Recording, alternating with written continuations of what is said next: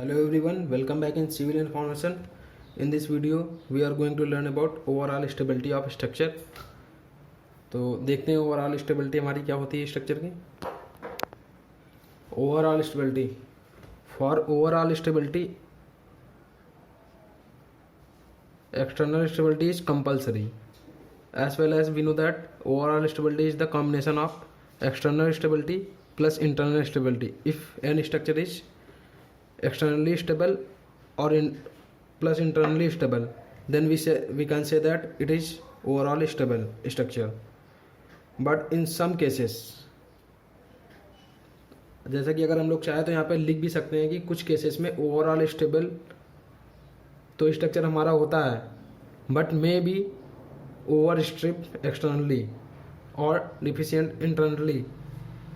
इस तरीके का अगर केस जनरेट होता है तो भी हमारा स्ट्रक्चर ओवरऑल स्टेबल होता है. तो इसको हम लोग लिख लेते हैं पहले. For overall stability external stability is compulsory. In some cases structure is overall stable but maybe over stiff externally और deficient internally. Means deficient internally means the number of member are less than 2j minus 3, and the number of member are less than 3 less than 2j minus 3, as well as we know that about internal stability. इस तरीके का अगर case होगा हमारा तो यहाँ पर structure overall stable हो सकता है सिर्फ उस केस में. तो वो केस क्या है? If support reaction are more than 3. तो ये स्टेटमेंट आप लिख लीजिए यहाँ पर पॉइंट वाइज पॉइंट डालकर. If support reaction are more than 3. तो अगर इस तरीके का अगर हमारा केस होता है जहाँ पर डिफिशिएंट है स्ट्रक्चर इंटरनली लेकिन सपोर्ट रिएक्शन है मोर देन 3, तो हमारा स्ट्रक्चर ओवरऑल क्या होगा? स्टेबल. तो इसको हम लोग एक प्रॉब्लम के थ्रू अगर देखेंगे तो हमें ज़्यादा अच्छे से समझ में आएगा. तो देखते हैं हमारी प्रॉब्लम क्या है. ये हमारा एक ट्रस दिया गया है, हमें इसकी ओवरऑल स्टेबिलिटी चेक करनी है. इसमें 2 हिंज सपोर्ट लगे हुए हैं जिसकी रिएक्शंस अगर शो करना चाहें हम इस तरीके से शो कर सकते हैं. इसमें रिएक्शंस जो जनरेट होगी, इसमें एक पॉइंट लोड इस जगह पे लग रहा है जिसकी वजह से हमें स्ट्रक्चर में स्टेबिलिटी को चेक करना है.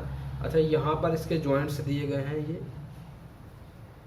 तो यहाँ पर अगर सपोर्ट रिएक्शन की बात करूँ मैं तो टोटल अवेलेबल सपोर्ट रिएक्शन है 1 2 3 4. ये सपोर्ट रिएक्शन नहीं है, ये हमारा लोडिंग लगाया गया, एक लोड लगाया गया पी लोड, पॉइंट लोड. उसको हम कंसीडर रिएक्शन में नहीं करेंगे. यहाँ पर हमारी रिएक्शन है अवेलेबल 4. अब हम इसको चेक करते हैं सबसे पहले इंटरनल स्टेबिलिटी के लिए. तो मेंबर हमारे अवेलेबल हैं, काउंट करिए आप. 1 2 3 4 5 इधर 5 इधर. मेंबर है हमारे 10 और जॉइंट है हमारे 1 2 3 4 5 6 7 जॉइंट है. तो m equal to 2j minus 3 की रिक्वायरमेंट है. तो यहाँ पे 2 इंटू 7 माइनस 3 जब हम करेंगे तो रिक्वायर्ड मेंबर हमारे आएंगे 11. 14 माइनस 3 11. रिक्वायरमेंट है 11 मेंबर की और हमारे पास अवेलेबल है 10 मेंबर. तो डिफिशियंसी है कितने की? स्ट्रक्चर इज डिफिशियंट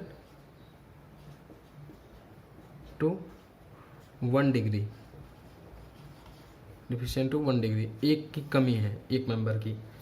तो इंटरनल स्टेबिलिटी को जो हमने चेक करा यहाँ पे डिफिशियंटी अवेलेबल हो गई.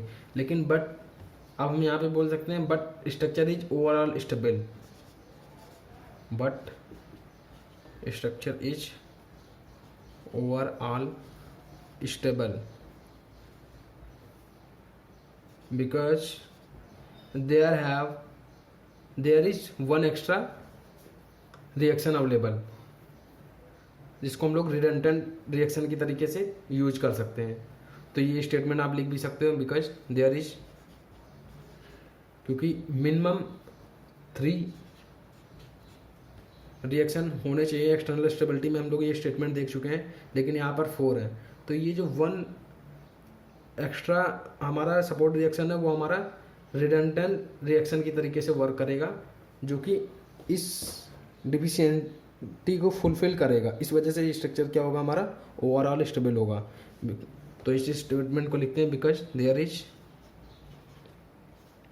1 extra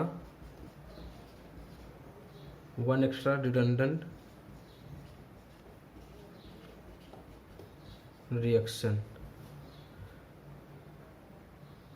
which is geometric deficiency, which provide geometric deficiency। यहाँ पे आप लिख भी सकते हो इस चीज़ को, which provide geometric deficiency।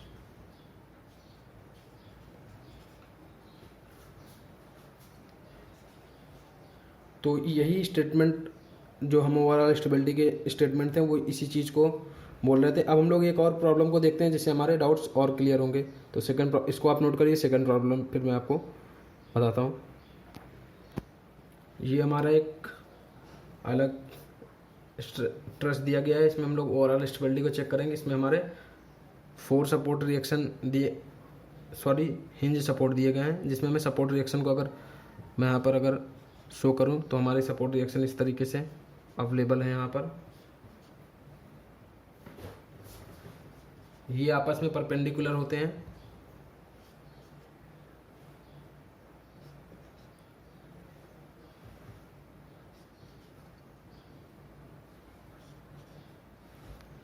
तो यहाँ पर अगर मैं रिएक्शन की बात करूँ तो 2 2 2 2 यानी 2 2 8 है टोटल। 2 + 2 + 2 + 2 8 हो गए। और हमारे अगर जॉइंट की बात करूँ अगर मैं, तो जॉइंट 1 2 3 4 5 6 7 8। तो हमारे रिएक्शन अवेलेबल हैं कितने, रिएक्शन अवेलेबल 8। जॉइंट हमारे कितने अवेलेबल है, 8। मेंबर हमारे कितने हैं, 1 2 3 4 5 6 7 8। 4 हमारे ये, और 1 2 3 4 हमारे ये। तो टोटल मेंबर हमारे 8। यहाँ पर हम रिक्वायरमेंट मेंबर की कितनी है वो चेक करते हैं 2j - 3 से। 2d के लिए हम लोग चेक कर रहे हैं, तो 2 8 - 3 सॉरी, हाँ ठीक है, 16 - 3। तो हमारे अवेलेबल मतलब रिक्वायरमेंट है हमारे मेंबर की 13।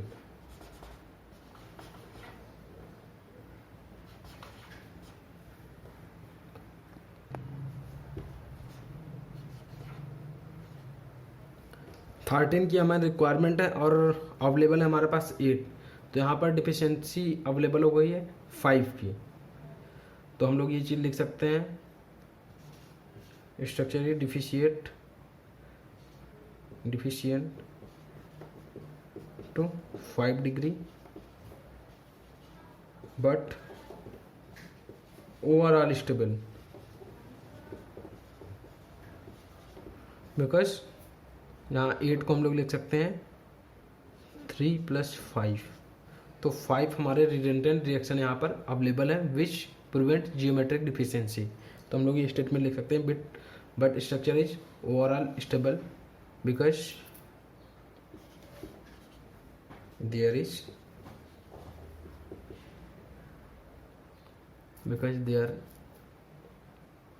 there are 5 extra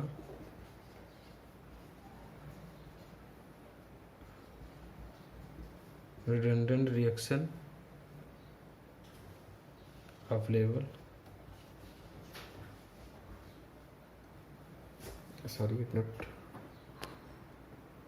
available, यहाँ पे लिख देता हूँ which prevent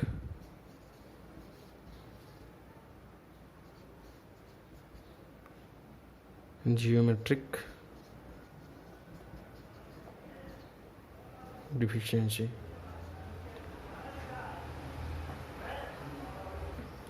which prevent geometric deficiency. तो इस वीडियो में हम लोगों ने ओवरऑल स्टेबिलिटी के बारे में बात कर ली। अब हम लोग अपने मेन टॉपिक की तरफ बढ़ते हैं, जो हमारा मेन टॉपिक है shear force diagram and bending moment diagram. तो किसी भी स्ट्रक्चर के शियर फोर्स डायग्राम और बेंडिंग मोमेंट डायग्राम को ड्रॉ करने से पहले हम लोग किसी भी स्ट्रक्चर की ये सपोर्ट रिएक्शन की वैल्यू कितनी है, कोई भी इस पर लोडिंग लग रही है मान लीजिए इस स्ट्रक्चर पर, तो उसकी वजह से इन सपोर्ट रिएक्शन पर कितना लोड आ रहा है, या फिर ये बोल सकते हैं ये सपोर्ट रिएक्शन कितना लोड बियर कर रहे हैं, इसको हम लोग कैलकुलेट करना सबसे पहले सीखेंगे। तो अगला टॉपिक है हमारा how to find out support reaction. तो हेडिंग डाल लीजिए आप लोग। तो एक प्रॉब्लम के थ्रू हम लोग इसको देखते हैं तो ज़्यादा अच्छे से समझ में आएगा। ये मेरी एक बीम दी गई है जिसमें ये एक रोलर सपोर्ट लगा हुआ है, यहाँ पर एक हिंज सपोर्ट लगा हुआ है, और इस बीम पर ये मेरी सिंपली सपोर्टेड बीम है, इसमें लोडिंग लगी हुई है।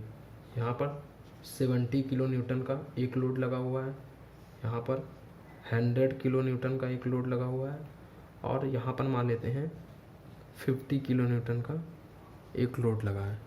तो इन लोडिंग्स की वजह से ये सपोर्ट्स पर रिएक्शंस जनरेट हो रही होंगी। उन रिएक्शन को ही हम लोग यहाँ पर कैलकुलेट करने वाले हैं। जैसे कि हम लोग जानते हैं कि रोलर सपोर्ट पे हमारी एक रिएक्शन होती है, मान लीजिए ये पॉइंट है मेरा बी और ये पॉइंट है मेरा ए, तो ए बी इनको पॉइंट दे देते हैं, सी डी ई पॉइंट दे दिया।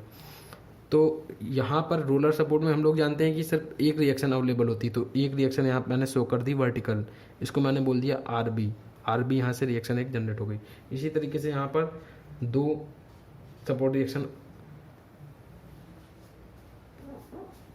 होंगी जिसको मैंने आर ए और ये एच ए बोल दिया, क्योंकि हम लोग ये सब चीज़ें पढ़ चुके हैं।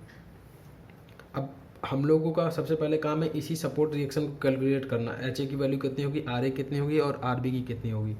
तो यहाँ पर क्वेश्चन में और भी कुछ हमें डेटा दिया गया है, उसको भी हम लोग पहले शो कर देते हैं। तो डिस्टेंस जो है हमारी ए पॉइंट से सी पॉइंट तक की डिस्टेंस है मेरी 2 मीटर, और सी से डी तक डिस्टेंस है मेरी 3 मीटर। इसी तरीके से ये 2 मीटर और ये फिर 3 मीटर। ये हमारा क्वेश्चन इस तरीके से दिया गया है। अब हमें सबसे पहले इसकी अगर एसएफडी बीएमडी बनानी है या फिर shear force diagram bending moment diagram, तो हमें सबसे पहले सपोर्ट रिएक्शन को कैलकुलेट करना होगा। सपोर्ट रिएक्शन कैलकुलेट करने के लिए हमें इक्विलिब्रियम कंडीशन को सेटिस्फाइड कराना सबसे ज़्यादा जरूरी होता है। इक्विलिब्रियम कंडीशन हमारी होती है summation of horizontal forces equal to 0, summation of vertical forces equal to 0, movement about end point equal to 0। यानी किसी भी बीम का एंड पॉइंट क्या है। ये मेरी एक सिंपली सपोर्टेड बीम है, तो इसमें इसका एंड पॉइंट एक हमको यहाँ पर दिख रहा है ए और एक एंड पॉइंट है बी। तो समेशन ऑफ अगर मैं मूवमेंट ए के अबाउट अगर इस बीम का अगर लूँगा इस, तो वो हमारा 0 होगा उसका समेशन। इसी तरीके से अगर मैं यहाँ पर ये भी लिख सकता हूँ summation of movement about B equal to 0। तो यही हमारी इक्विलिब्रियम कंडीशन होती है। तो बेहतर ये होगा कि आप चीज़ें अंडरस्टैंडिंग में लाएं, समझने की कोशिश करें। मैं क्या आपको समझा रहा हूँ बतौर आपके लिखने की, क्योंकि इक्विलिब्रियम कंडीशन और ये सारी चीज़ें अगर मैं आपको लिखाऊंगा तो एक बड़ा सा एक पेज हमारा तैयार हो जाएगा, लेकिन उससे कुछ बेनिफिट नहीं है। तो आपको ये ध्यान में रखना है कि हम लोग इक्विलिब्रियम कंडीशन को यहाँ सेटिस्फाइड कराएंगे। Summation of horizontal forces equal to 0, summation of vertical forces equal to 0, movement about end point equal to 0। यही प्रोसेस हमारा रिएक्शन कैलकुलेट हो जाएंगी। तो हम लोग यहाँ पर लिखते हैं समेशन ऑफ, सबसे पहले हॉरिजॉन्टल फोर्सेस इक्वल टू 0, ये वाली इक्विलिब्रियम कंडीशन को लेते हैं। तो यहाँ हम लोग देखते हैं इक्विलिब्रियम कंडीशन में कितने फोर्सेस लग रहे हैं हॉरिजॉन्टली। तो एच ए इस डायरेक्शन है, इससे एच ए लग रहा है, इस तरफ से एच ए लग रहा है, लेकिन इसको सपोर्ट को इधर से कोई भी फोर्स नहीं लग रहा है, या फिर इस डायरेक्शन में और कोई भी फोर्स नहीं लग रहा है। तो एच ए हमारा इन्फिनाइट तक जाएगा, तो वो हमारा हो गया 0, क्योंकि इधर से कुछ इसको बियर नहीं कर रहा है। तो ये हमारा 0 हो गया। अगर यहाँ से कोई रिएक्शन अगर जनरेट हो रही होती तो वो दोनों आपस में बराबर हो जाते, या फिर एक रिएक्शन यहाँ से लग रही है या फिर यहाँ पर कोई फोर्स अवेलेबल होता बीम में इस डायरेक्शन में हॉरिजॉन्टली, तो इसमें ऐड हो जाता सेम डायरेक्शन में अगर होते हैं। तो अब हम लोग वर्टिकल फोर्सेस को देखते हैं, summation of vertical forces. Summation of vertical forces, upward force हमारे कितने लग रहे हैं, आर ए और आर बी, तो ये दोनों ऐड हो जाएंगे। और डाउनवर्ड फोर्सेस हमारे कितने लग रहे हैं, 70, 100 और 50, 70 + 100 + 50, ये हमारा हो गया 220 किलो न्यूटन। ये हमारी सेकंड कंडीशन भी फुलफिल हो गई। अब हम लोग मूवमेंट लेते हैं, किसी भी पॉइंट के अबाउट आप ले सकते हैं। मैं मूवमेंट ए के अबाउट इसलिए ले रहा हूँ क्योंकि मूवमेंट ए के अबाउट लेने का एक रीज़न ये भी कि यहाँ पे 2 फोर्सेस अवेलेबल हैं और दोनों हमारे 0 हो जाएंगे। तो बाकी हम लोग बी पे भी अगर लेंगे तब भी हम क्वेश्चन को सॉल्व आउट कर सकते हैं। तो हम लोग ये करते हैं, समेशन ऑफ मूवमेंट अबाउट ए = 0। इसमें हम लोगों को क्या करना है, देखिए अब मूवमेंट लेना है हमें ए के अबाउट, तो हम लोग इस डायरेक्शन से चलेंगे, इस डायरेक्शन से। तो इस डायरेक्शन से जब मैं बढ़ा तो सबसे पहले मैं इस पॉइंट पे बी पे आया, यहाँ पे मुझे एक फोर्स मिला आर बी, तो मैंने आर बी को लिख लिया। और मूवमेंट क्या होता है, फोर्स इनटू परपेंडिकुलर डिस्टेंस। तो आर बी की डायरेक्शन हमारी किस तरीके की है, अपवर्ड, और हमें मूवमेंट चाहिए कहाँ पर, ए पॉइंट पर। ए पॉइंट पर हमें आर बी फोर्स का मूवमेंट चाहिए। तो ए पॉइंट फोर्स की डायरेक्शन है अपवर्ड और ए पॉइंट तक उसकी परपेंडिकुलर डिस्टेंस कितनी है, ए पॉइंट तक हमें उससे मल्टीप्लाई कर देना है। तो 3 + 2 + 3 + 2 कितना हो गया, 10। तो यानी आर बी × 10, ये हमारा आर बी फोर्स का मूवमेंट ए पॉइंट पर निकल गया। अब इसी तरीके से हम लोग इस फोर्स से जब आगे बढ़े तो हमको क्या मिला, 50 किलो न्यूटन का, जिसकी डायरेक्शन है नीचे। हमने अपवर्ड फोर्स को अगर प्लस में लिया है तो डाउनवर्ड फोर्स को हमको माइनस में लेना पड़ेगा। अगर अपवर्ड फोर्स को अगर मैं निगेटिव लेता तो डाउनवर्ड फोर्स मैं पॉजिटिव ले सकता था उस केस में, लेकिन यहाँ मैंने अपवर्ड फोर्स को प्लस में लिया है तो डाउनवर्ड फोर्स को मैं निगेटिव लूँगा, तो -50 लिखा मैंने। अब इस फोर्स की डायरेक्शन है नीचे की तरफ और परपेंडिकुलर डिस्टेंस मेरी कितनी है, 2 + 3 + 2 7, तो 15 × 7। अब फिर मैं इसके आगे जब बढ़ा डी पॉइंट पर तब मुझे क्या मिला, 100, और इसकी डायरेक्शन भी डाउनवर्ड है और परपेंडिकुलर डिस्टेंस 3 to 5। फिर मैं आगे बढ़ा तो मुझे मिला 70 और इसकी भी परपेंडिकुलर डिस्टेंस कितनी है, × 2। और फिर मैं आगे बढ़ा तो मुझे फोर्स मिला क्या, HA, लेकिन इसकी परपेंडिकुलर इसकी कोई डिस्टेंस ही नहीं है, डिस्टेंस हमारी 0 हो गई। तो 0 अगर मैंने कर दिया तो इन सब का समेशन हमारा क्या आएगा, = 0 आएगा। यहाँ पे लिख देता हूँ -HA × परपेंडिकुलर डिस्टेंस 0। जब सबको मैं ऐड करूँगा तो हमारा कितना आएगा, 0, summation of at movement point. अब मैं यहाँ से आर बी कैलकुलेट करूँगा। जब आप आर बी यहाँ से कैलकुलेट करेंगे तो आपको आर बी मिलेगा 99 किलो न्यूटन, और ये 99 किलो न्यूटन फोर्स जब मैं इस 220 से घटा दूंगा तो मुझे यहाँ से आर ए मिल जाएगा। आर ए मिलेगा मुझे 121 किलो न्यूटन। तो ये आर ए मेरा हो गया 121 किलो न्यूटन और आर बी हमारा कितना हो गया, 99 किलो न्यूटन। यानी कि 220 किलो न्यूटन का जो डाउनवर्ड ये सारे फोर्स को अगर मैं कंबाइंड कर दूं तो एक फोर्स मेरा बन गया 220 किलो न्यूटन का। जो डाउनवर्ड लग रहा है वो दोनों, ये दोनों सपोर्ट्स मिलकर बियर कर रहे हैं, जिसमें से 121 किलो न्यूटन का लोड हमारा इस सपोर्ट पर आ रहा है और 99 किलो न्यूटन का फोर्स सपोर्ट हमारा इस पर आ रहा है। तो हमें अब अगर एक तरीके से इन सपोर्ट को भी अगर डिजाइन करना होगा तो हमें अब इस तरीके से डिजाइन करना होगा कि ये हमारे 121 किलो न्यूटन के अबव पे ही फेल हो, इससे पहले ना फेल हो। तो इस तरीके से हम लोग अब डिजाइनिंग की तरफ प्रोसीड कर रहे हैं। तो इस तरीके से हम लोगों ने इस प्रॉब्लम में जाना, सपोर्ट रिएक्शन को निकालना। अभी हम लोग अगले वीडियो में सपोर्ट रिएक्शन को फाइंड आउट करेंगे, 2-3 प्रॉब्लम और करेंगे, उसके बाद हम लोग फिर अपने मेन टॉपिक SFD BMD को ड्रा करेंगे। Thank you very much guys for watching this video. Thank you very much.